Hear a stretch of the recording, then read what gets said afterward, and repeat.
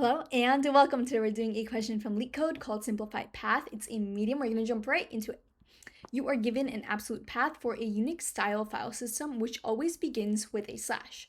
Your task is to transform this absolute path into its simplified canonical path. The rules of a Unix style file system are as follows. A single period represents the current directory. A double period represents the previous parent directory. Multiple consecutive slashes such as / or 3 slashes are treated as a single slash. So any more than one is just going to be redundant.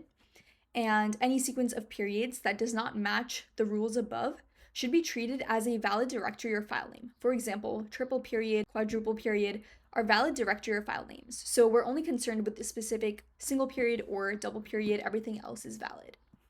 The simplified canonical path should follow these rules. The path must start with a single slash. Directories within the path must be separated by exactly one slash. The path must not end with a slash unless it's the root directory, and the path must not have any single or double periods used to denote current or parent directories. Return the simplified canonical path. If you have used the Unix style file system before, maybe this is familiar to you, but if not, we're going to go through some examples to make sure we know exactly what we're being asked. So example 1, we have home.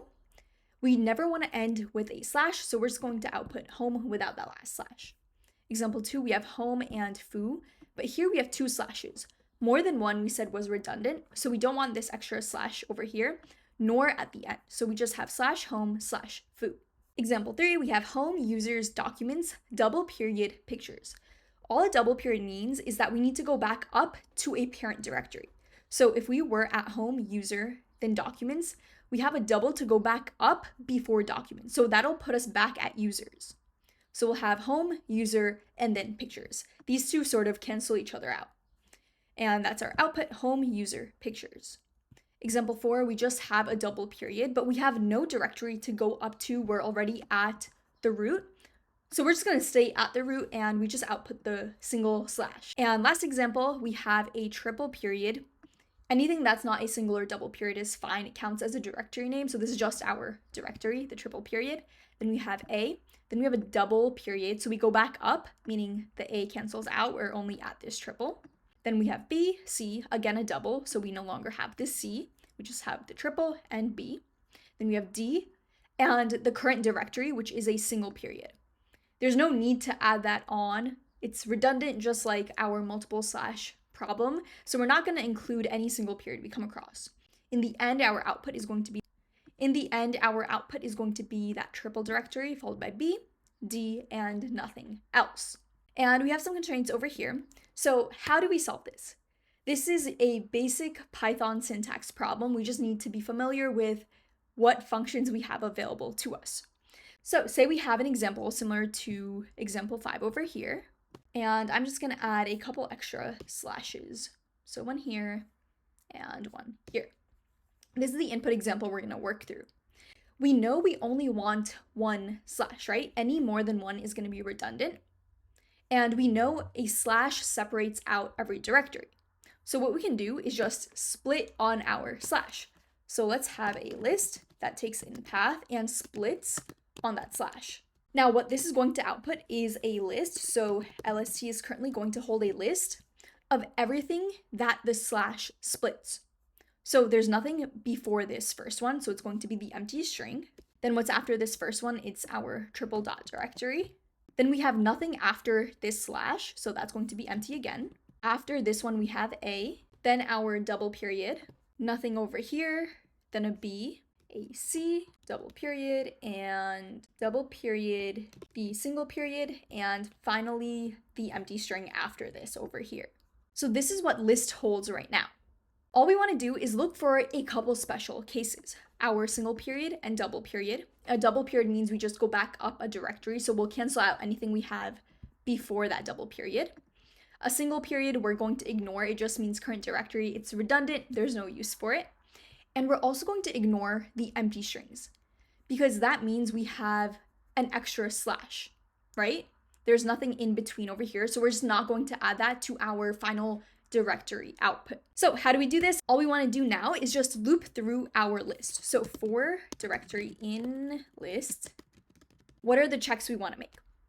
Let's see if we are a double period. So if D equals a double period, we know we want to remove our previous directory we had. And let's actually add all of this to a stack. So as we go through, we're going to be appending our elements to some stack we're maintaining over here.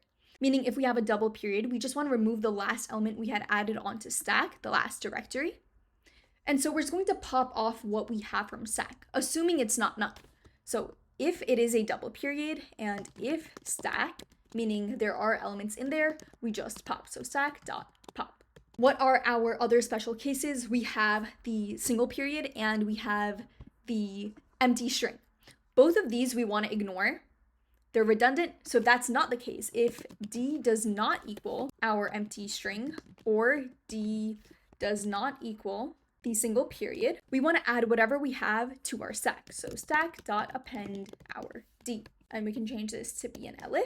So at this point, what would our stack look like? Well, let's start from the beginning. We have initialized our stack to be empty, and we just loop through our list. So the first directory we come across is the empty string. We make a check, it's not the double period. So now we go in here. Elif D not equal to empty string. This is not true. It does equal the empty string. So we don't go in here and we go back in our loop. Here we have a triple period. So we don't go in this if because this is only for a double period. And now we make a check here. If D not equal to the empty string, that's true. It's not the empty string. And it's also not the single period. So we're going to append this to our stack. We go back in our for loop. We're now at this empty string. So D, of course, is not the double period. It is the empty string. We don't do anything. Move on. We make a check over here. Not the double period. Also not the empty string or single period. So we add A to our stack. We go back in our for loop. And this time D is the double period, which means we want to go back up a directory and we're going to check if stack exists. It does, there are elements in here. So we're just going to pop, meaning we're removing the most recent thing we've added. So we get rid of this A because having an A and then a double period cancels out. So we go back in our for loop. We have a B, so we add it in. We move down back in our for loop. We're now at a C and can add that in as well. Back in our for loop, we make a check. D does equal the double period. Stack is also not empty, so we pop. Go back in the loop, check if we have a double period. We don't. Check if it is empty. It's not. Is it a single period? No. So we're going to append this to our stack. We're back in our for loop. It's not a double period, but it is a single period. So this condition over here, checking if it is not empty or not a single period, will fail. It is single. So we exit. We can't go in this elif, and we go back in our loop for one last iteration where we come across the final empty string. Of course, it also doesn't go in here. So we exit our for loop. So right now, our stack just holds these directories. And this is all we want to return, of course, joined by the slashes. So what we're going to do is return our stack joined by the slash. So slash.join stack. And all this does is it concatenates all these elements we have in our list by a slash. So this is going to be ... slash B slash D. But we do want a slash in the very beginning. So we're just going to add that on to the very beginning over here, slash plus what we get from here, which means this is now going to look like the following. And this is what we want to return. And we can see this is exactly what we were expecting in example 5. Now, say we had something like example 4, where we had slash, period, period, slash. What would this look like? So doing a super quick example just with this as well, if our input path was this, our list after splitting on the slash would look like the following. We would have the empty stack and looping through, of course, we disregard the empty string. We'd come across a double period, but stack would be empty, so we wouldn't pop because there's nothing to pop. And we'd come across another empty thing. So stack would be empty. And so when we return, right, we return the backslash dot join stack. This will come out to be empty. There's nothing to join with a slash. And so we just return this single slash, meaning we're at this root directory, which is what we want over here. So this works in all of our cases. Let's go ahead and submit this. Wrong answer. It does not work in all of our cases. Let's see what's wrong over here. We have some extra slashes. So meaning we're adding something extra to our stack. Let's see. Oh, this should be an and over here. We only want to append to a stack if we don't have an empty string and we don't have a period. Both need to be true in order for us to add to our stack. So now let's go ahead and submit this. And it is accepted. So talking about space and time complexity, for time, we go through our entire path, splitting all the slash. We store that output in our list. We loop through that list once, adding everything again, potentially to our stack. And then we go through our stack again, joining everything by that slash. So this is going to be O of n. We have a couple of O of n operations over here, meaning the total, disregarding the constant as always, is going to be O of n. And same thing for space. We potentially store almost our entire path in list, again in stack, and then we put that together with slashes and output that in the end. So again, this is going to be O of n. So we just went ahead and solved simplified path. If you have any questions whatsoever, let me know down below in the comments. If this video was helpful, like, comment, share, and subscribe. It really supports the channel. And as always, I will see you in the next one.